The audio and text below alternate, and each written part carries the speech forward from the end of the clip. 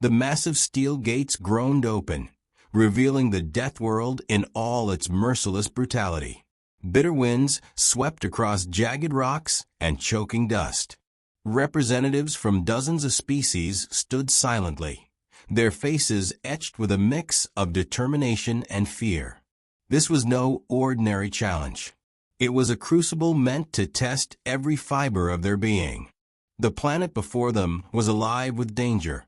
Hostile storms raged overhead, and sharp, unforgiving terrain stretched as far as the eye could see. The air tasted like ash, thick with the scent of something ancient and unforgiving. No one spoke.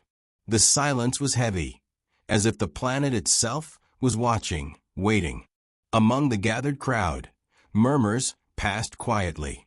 Many had heard rumors about this test, whispered warnings about how few had ever returned. The test was designed by an ancient council, one that believed survival was not just about strength or intelligence, but about adaptation, endurance, and unyielding will.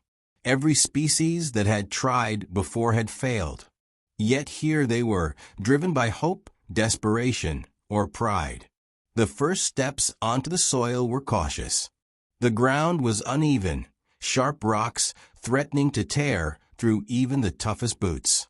A sudden gust nearly knocked over a young soldier from the Silnari, whose delicate frame was not built for such violence. Nearby, the Nereids, with their sleek, aquatic forms, struggled to breathe. Their lungs burned in the toxic atmosphere, each breath a battle. The planet did not forgive weakness. As the seconds ticked by, the death world revealed its true nature. The sky darkened as thick clouds churned with electric fury. Lightning cracked far in the distance, illuminating the twisted landscape with eerie flashes. A low rumble vibrated through the ground beneath them, a warning. Many participants instinctively looked to each other, searching for reassurance that was not there. The test was not simply about facing nature, but about confronting the limits within. The creatures began to spread out, some forming small groups, others venturing alone into the unknown. The first trials were immediate. Acid rain began to fall, each drop sizzling as it struck metal and flesh alike. Armor corroded, skin blistered, and hope started to fray at the edges. Tensions rose. The Silnari, known for their delicate physiology, were among the first to falter. One by one, they collapsed, their bodies unable to withstand the relentless assault. Panic set in for many as they watched their comrades fall, helpless to intervene. The Nereids, too, gasped their last breaths as toxic clouds thickened, turning their lungs into battlegrounds of pain. In the distance, the alien predators native to the death world stirred. Silent hunters with razor-sharp claws and eyes glowing with predatory intelligence slinked through the shadows.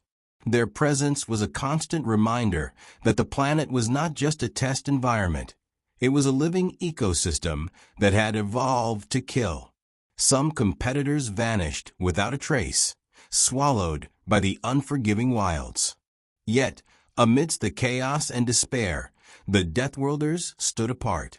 Clad in battered but functional gear, their eyes steady and unwavering. Their movements were deliberate, measured, as if they had danced with death before and come to know its rhythm.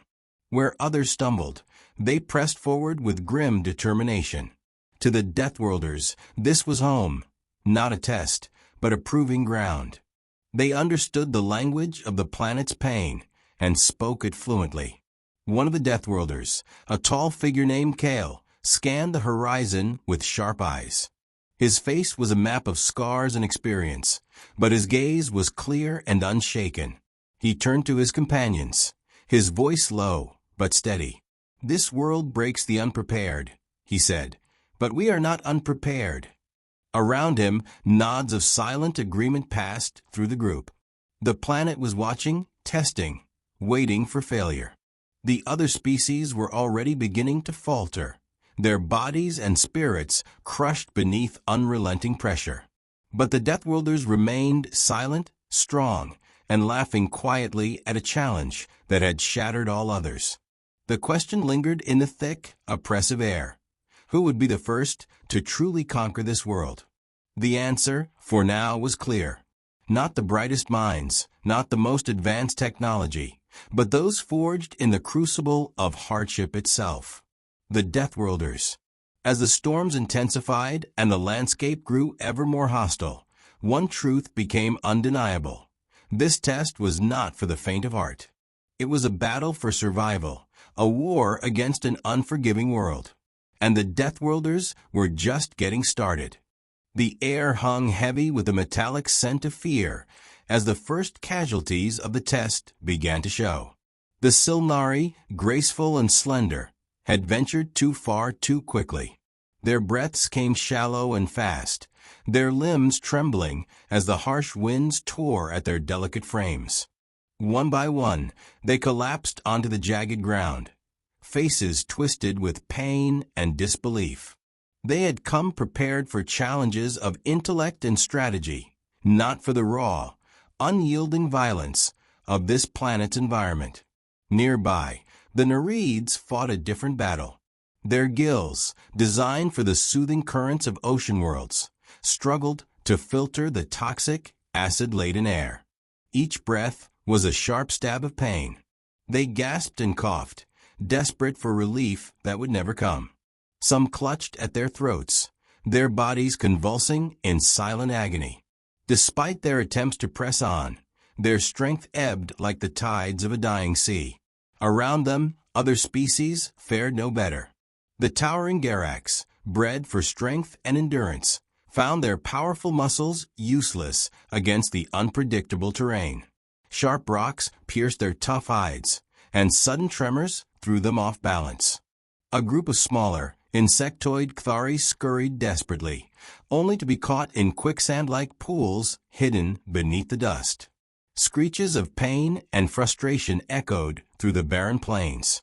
The silence was broken by the harsh crackle of energy weapons and desperate shouts. Some groups, overwhelmed by the environment, turned their fears on one another. Fractures in alliances appeared quickly. Desperation fueled distrust. In the deadly crucible of the death world, unity was a luxury few could afford. Amid this growing chaos, the Deathworlders moved with unshakable purpose. Their strides were steady, their breaths measured. They had faced worlds that would have crushed most underfoot. This was nothing new. They navigated the toxic clouds and shifting terrain with practiced ease, their senses sharp and alert. When the acidic rain began to fall, their armor hissed and steamed, but they pressed on, eyes narrowed against the storm. Kale led his group toward a jagged ridge, the perfect vantage point. From here, they could see the other survivors struggling far below. The sight was grim, collapsed bodies, frantic movements, and the creeping shadow of predators that stalked the weak. Kale's jaw tightened. This was no game. It was survival in its purest, most brutal form. "Remember," he said quietly, "this world doesn't care who you are or where you come from. It only rewards those who endure." A sudden roar shattered the tense quiet. A massive creature burst from the shadows, a predator with scales like shattered glass and eyes burning with hunger. It charged at a group of exhausted competitors, scattering them like leaves in a storm. Panic spread instantly. Some ran, others fought back with desperate, ineffective strikes. The creature tore through armor and flesh alike. The death world showed no mercy. Watching from their vantage point, the Deathworlders remained calm.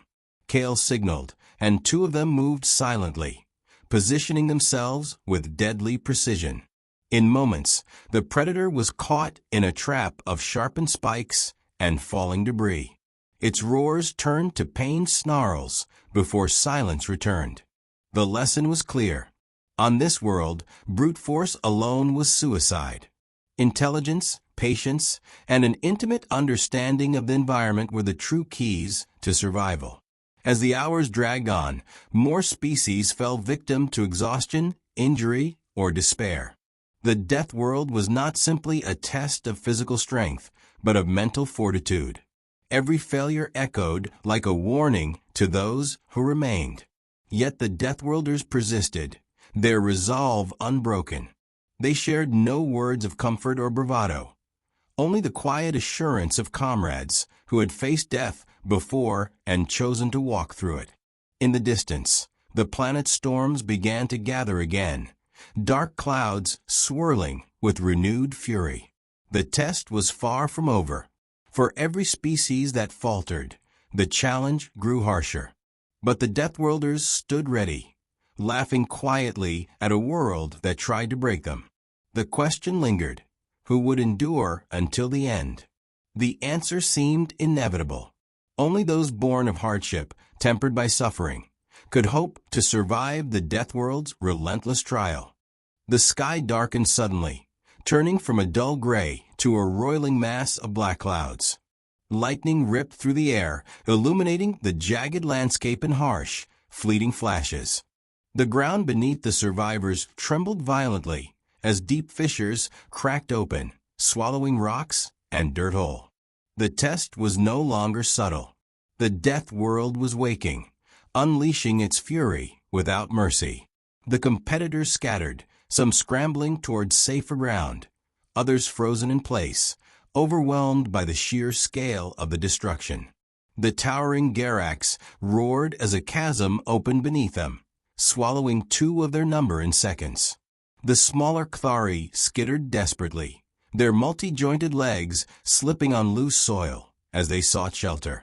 The once confident Silnari huddled together, their eyes wide with terror, bodies trembling as the violent tremors shook the very air. In the midst of chaos, the alien predators stirred. Hidden beneath twisted rocks and scorched earth, they emerged sleek, deadly hunters adapted perfectly to the Deathworld's brutal ways. Their eyes glowed with hunger, teeth bared and claws sharpened. They moved with terrifying precision, striking at the weak and the slow without hesitation. A group of desperate survivors found themselves trapped between a predator's strike and the encroaching fissures.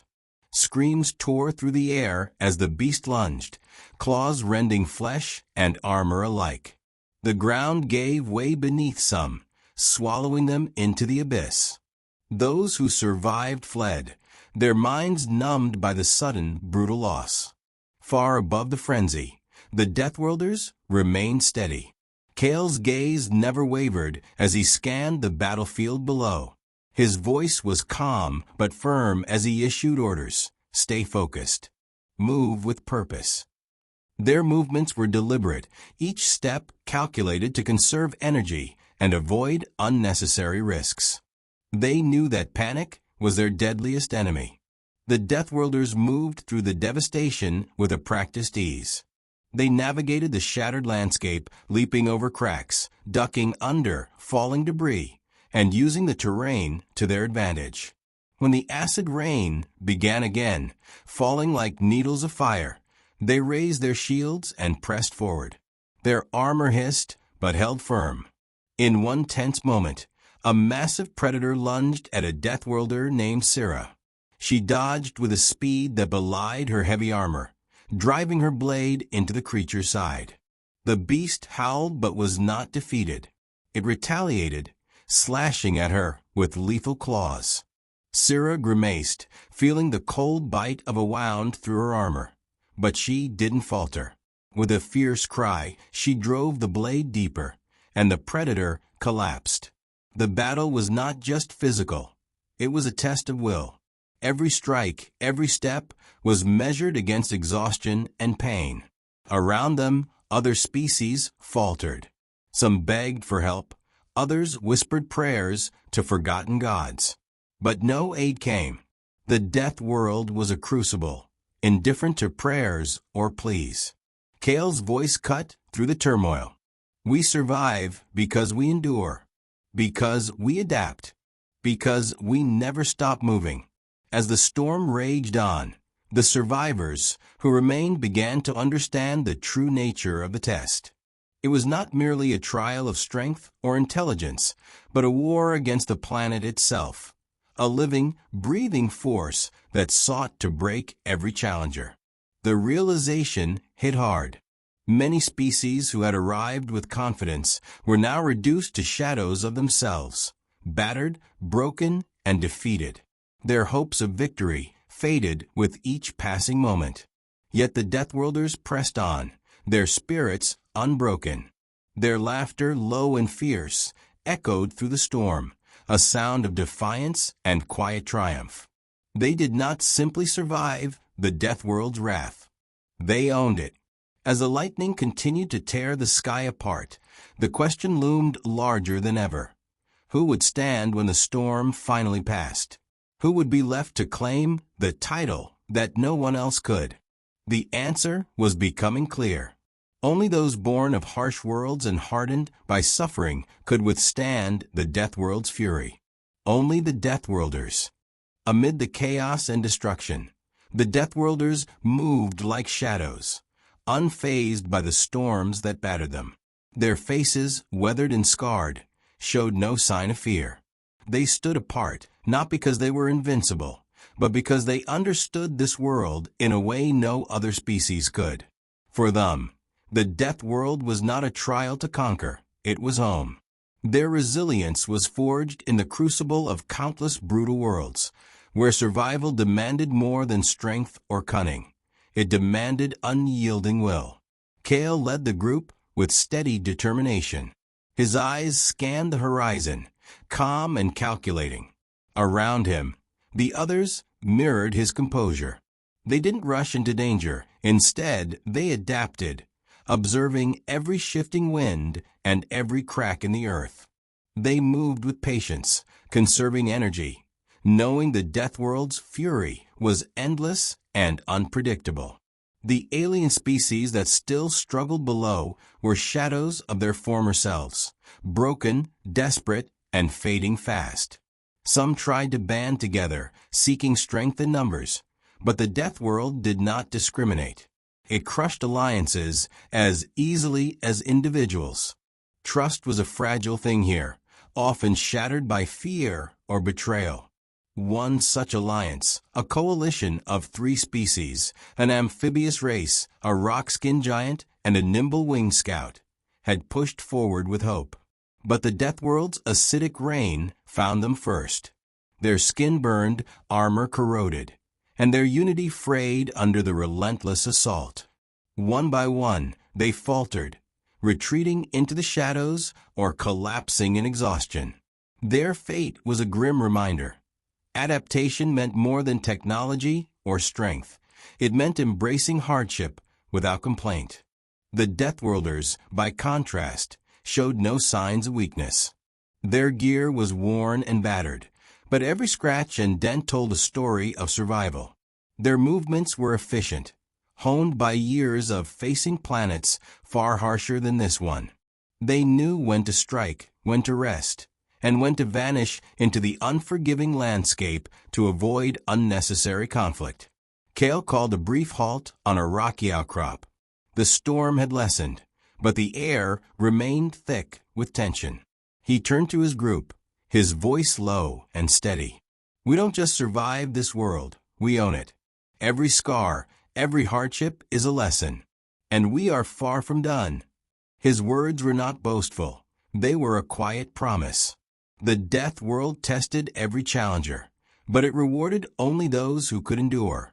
And the Deathworlders were not here to be tested, they were here to endure. Nearby, a young Deathworlder named Lyra adjusted her gear. Her eyes glinted with fierce determination. They don't understand, she said softly. They think strength is enough. But strength without resilience is nothing. Kale nodded. Exactly. This world breaks the unprepared. But we are prepared. Suddenly, a distant rumble echoed through the valley. The ground shook again, sharper this time. A massive landslide tore down a cliffside, sending a torrent of rock and dust crashing toward a group of stranded survivors. Chaos erupted below as creatures scrambled for safety, some caught and crushed beneath the falling debris. Without hesitation, the Deathworlders sprang into action. Using knowledge of the terrain, they navigated the slide's edge, rescuing those few caught in the danger zone. It was not an act of kindness, but a calculated choice. Weakness in the group could be fatal. Helping the few who could still move strengthened their own odds. This moment showed the difference between the Deathworlders and the others. They understood survival was not just about brute force, but about adaptability and strategy. The Death World was a ruthless teacher, but those who listened learned how to survive its lessons. As the dust settled, Kale surveyed the horizon again. The storm clouds were gathering once more. The test was far from over. But while other species crumbled under pressure, the Deathworlders' resolve only deepened. Their laughter, low and fierce, echoed across the rocky ridges, a sound that carried a message clear as thunder. The Death World might rage, might destroy, might break countless challengers. But the Deathworlders? They would never break. They would never fall. They had endured worlds far worse. And this was just another story to add to their legacy. The galaxy could watch and wait, but the verdict was already written. The Deathworlders were the survivors, the ones who would stand when all others had fallen. The storm's fury began to wane, but the Deathworld's danger was far from over. The scorched sky slowly brightened, revealing a shattered landscape littered with the remnants of failed attempts. Bodies lay strewn across rocky plains, abandoned gear half buried in the dust. The survivors, few and battered, moved like ghosts, shadows haunted by exhaustion and defeat. Yet, among them, the Deathworlders remained unbroken. Kale crouched beside a smoldering crater, wiping grime from his weathered face. Around him, his team gathered, silent, alert, and ready. Their armor bore fresh scratches and scorch marks, each telling a tale of narrow escapes and brutal fights. Their breaths were steady, controlled, but their eyes burned with the unyielding fire of determination. "We're not just fighting a planet," Kale said, his voice low and steady. "We're fighting ourselves, our limits, our fears. This test isn't about who's the strongest, but who can keep standing when everything else falls apart." His words resonated through the group, a mantra to steel their resolve. They had seen too many fall, not because they lacked strength, but because they had lost their will. The Death World demanded more than muscle and technology. It demanded unbreakable spirit. Ahead, the remaining competitors struggled to regroup. The Silnari, their graceful forms now gaunt and tired, huddled under a jagged overhang. Their eyes, once full of hope, now shimmered with desperation. The Nereids, coughing and wheezing, leaned heavily on one another, their breaths shallow and ragged. The alien coalition from earlier was fractured beyond repair, their numbers dwindling like embers in a dying fire. Kale's gaze swept the horizon. The Death World had stripped away pride, technology, even alliances. What remained were raw, exposed souls fighting a losing battle against a planet designed to break them. Suddenly, a sharp cry pierced the heavy air, a survivor caught in a sudden quake. A crevice opened beneath her feet, threatening to swallow her whole. Without hesitation, Kale dashed forward, gripping a nearby rock to steady himself. With a powerful leap, he grabbed her hand, pulling her back from the abyss just as the ground swallowed the earth where she had stood. The rescue was swift, but the moment lingered, an unspoken truth hanging in the air. On this world, survival was not a solitary act. It was about knowing when to fight alone and when to save others. A lesson many had yet to learn.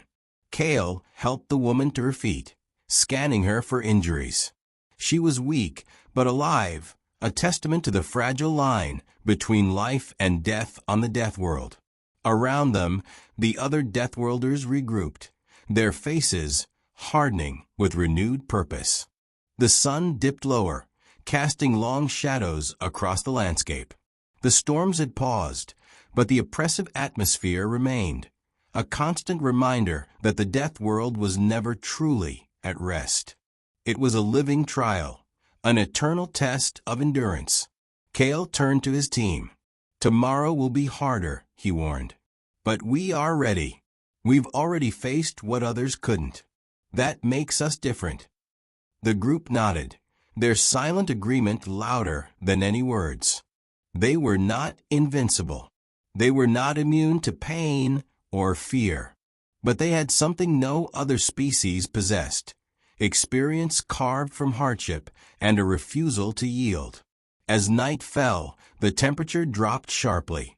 The death world's cold was a cruel contrast to its violent storms, stealing warmth and strength alike. The Deathworlders huddled close, sharing scarce rations and quiet stories of past battles won and lost.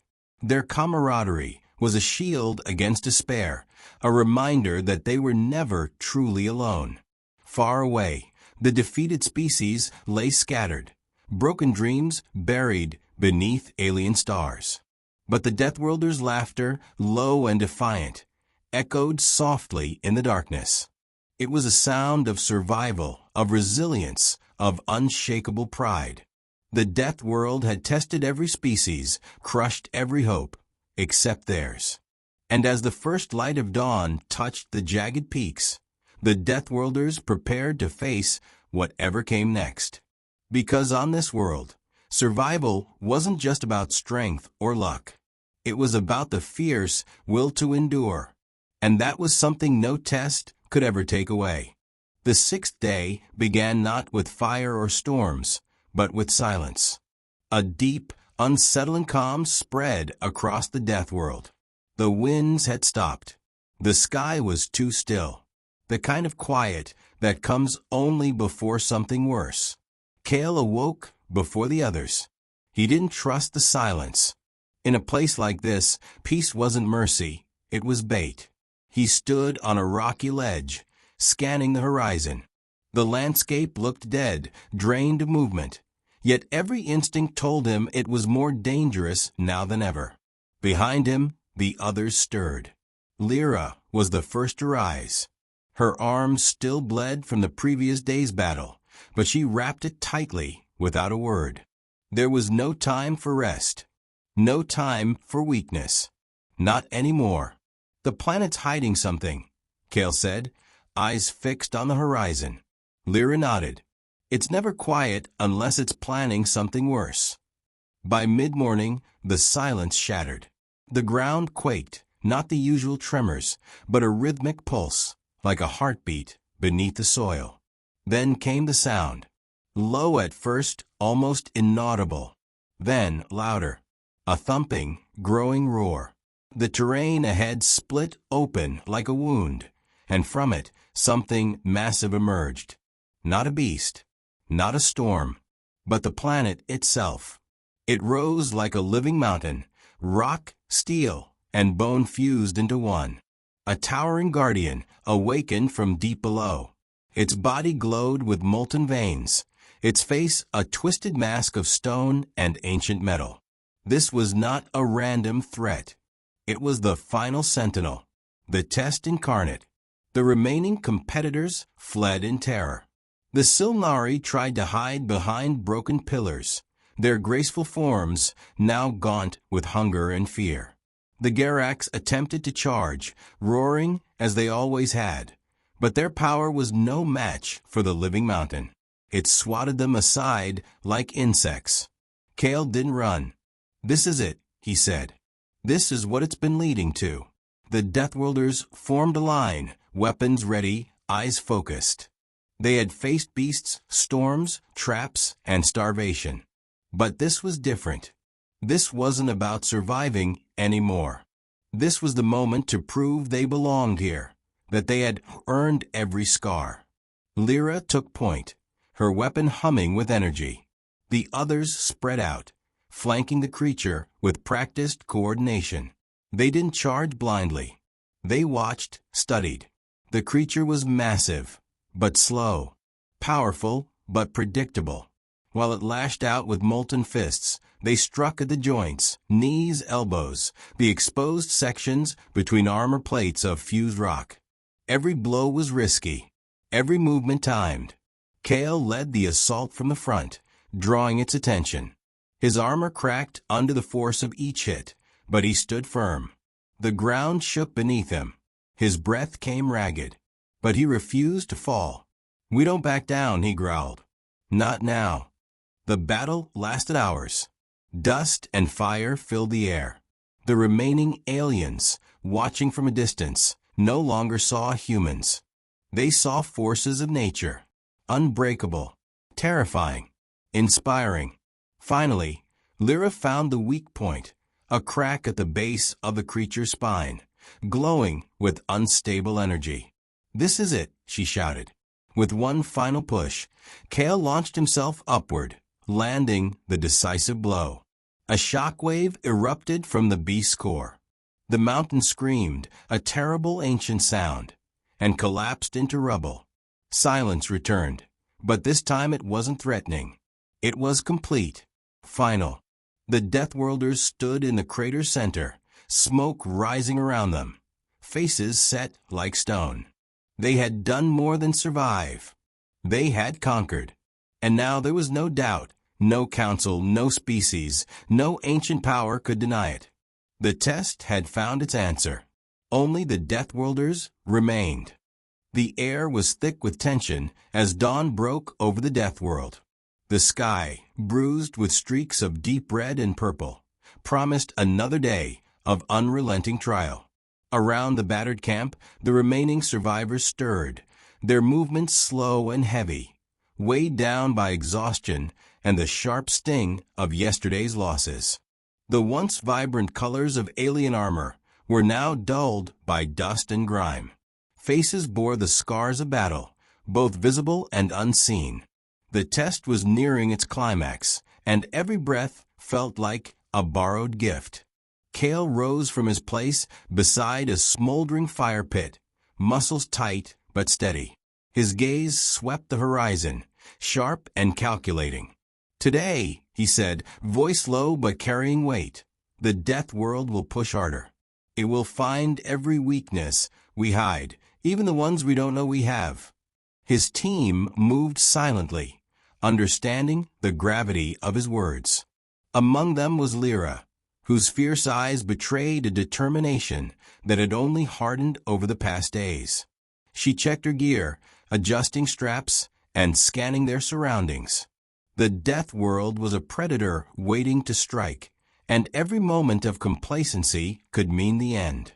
In the distance, the other species stirred, their numbers now pitiful compared to when the test had begun.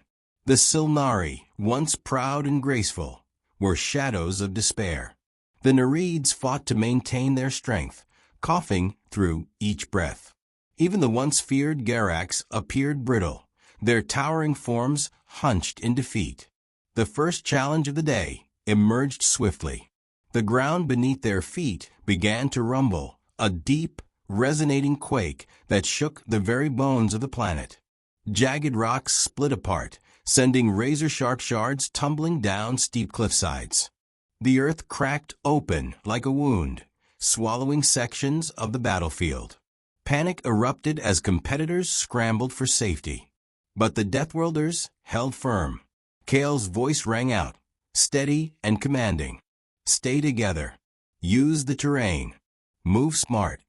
They navigated the chaos with practiced precision, leaping over fissures and ducking beneath falling debris. Their instincts, honed over years on unforgiving worlds, guided them where others faltered. The planet's fury was relentless, but they met it with unwavering resolve. Suddenly, a thunderous roar echoed from the nearby ravine. A massive death-world predator, larger and more terrifying than any before, emerged, its scales glinting with deadly precision. Its eyes burned with primal hunger as it charged toward the nearest group of survivors. The panic was immediate. Shouts and cries pierced the air as the species scattered, some frozen in terror, others attempting desperate defenses. The predator struck with brutal force, tearing through armor and bone alike. Kale's team didn't flinch. Lyra moved forward with lightning speed, her blade flashing in the dim light. She struck at the creature's exposed flank, drawing a furious roar of pain. The predator turned, claws slashing wildly, but the Deathworlders were relentless. Each attack was calculated, each movement precise. The battle was a deadly dance, a test within a test.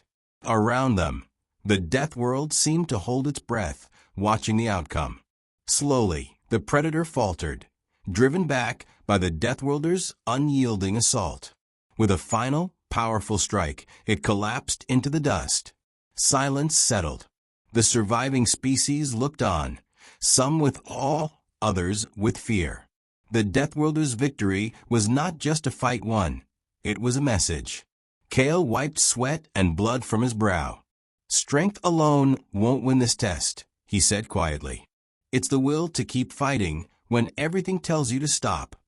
As the day wore on, the Deathworld's challenges grew even harsher. Scorching heat replaced the morning's chill, and hidden traps revealed themselves with cruel surprise. But the Deathworlders adapted, using every lesson learned, every scar earned, to push forward. By evening, only a handful of survivors remained. The other species were broken, their dreams of victory crushed beneath the planet's unforgiving weight. Yet the Deathworlders stood tall, worn, battered, but undefeated. Their laughter, low and fierce, echoed across the rocky plains, a sound of defiance and unbreakable spirit. The death world had tested them beyond limits. It had thrown everything it had, hoping to break them. But the Deathworlders were not just survivors. They were legends in the making, the ones who endured when all others failed. And as the stars emerged above the shattered landscape, their story was far from over. Night had fallen again over the death world, but the silence it brought was deceptive. The wind howled low between jagged stone spires, carrying with it the echoes of everything lost. Fires flickered weakly across the cracked terrain, casting long shadows over a battlefield that had become a graveyard. What remained of the other species were scattered fragments, wounded survivors, haunted stares, and quiet surrender. The test had not ended. It had simply decided who still deserved to be tested. Kale stood on a ridge, overlooking what was once a vibrant mix of the galaxy's finest. Now, only the Deathworlders remained fully intact, not untouched, but standing. Their armor was chipped, their weapons dulled, and their bodies bruised, but their eyes still burned with fire. Every challenge the planet had thrown at them had been met, endured, and overcome. Not with ease, but with the kind of will that only came from years of surviving the worst corners of the universe. Below, the last few non-human survivors gathered in silence. Their numbers were few, and their hope had worn thin. They had seen the Deathworlders fight, bleed, and press forward without hesitation. There was no envy anymore, only respect and fear. A deep hum filled the air, the final signal. The test was entering its last phase. From the heart of the death world, a massive structure began to rise. It looked ancient and alien, metal twisted by time and heat, half buried in obsidian soil. The sky cracked with lightning above it, revealing towering gates and strange symbols glowing with unnatural energy. This was the end, the final trial. Kale didn't hesitate. "Form up," he said, his voice calm despite the tension around him. "This is where we finish what we started." The Deathworlders moved in unison. They didn't speak. They didn't need to. Every step they took toward the gates was a step they had earned with blood and grit. As they approached the massive doors, the last remaining competitors, those barely clinging to the idea of survival, watched from behind, unwilling or unable to follow. The gates groaned open slowly, revealing a chamber lit by pulsing red veins of energy running through the walls. Inside, the air felt alive, charged with something ancient and powerful. The Deathworlders stepped in, shoulders squared, eyes sharp. The chamber wasn't a battlefield. It was a choice. A voice echoed in their minds, not in words, but in emotion. It was the essence of the death world itself, testing something no storm or beast could touch. Conviction. One by one, illusions appeared before each of them. Lost comrades, childhood fears, moments of doubt. The voice offered them escape, safety, peace. All they had to do was surrender. Kale stood firm. He saw faces from his past, those he couldn't save. He felt the old guilt creep in. But he shook his head. "We don't run," he whispered. "Not now. Not ever." The room trembled. The illusions shattered like glass. Lyra fell to one knee, tears in her eyes as memories surged through her. But she rose again. "I am not my past," she said, voice hoarse but strong. Every Deathworlder passed the test, not by force, but by defiance. They stared down the final temptation and refused to yield. The chamber glowed brighter. The death world, as if satisfied, let out a deep, echoing sound that could almost be called approval. Outside, the other survivors watched in stunned silence as the Deathworlders emerged from the glowing gates, unchanged, but somehow transformed. The death world had tried to break them, mind and body, and it had failed. Kale turned to the last of the alien survivors. He didn't speak a word. He didn't need to. Their presence was proof enough. When the final transmission was sent to the Galactic Council, it carried only one sentence. The test was too much for every species, except the Deathworlders. And across the stars, a new legend was born. One not of conquest or domination, but of survival, endurance, and the unbreakable spirit of those who laughed in the face of death.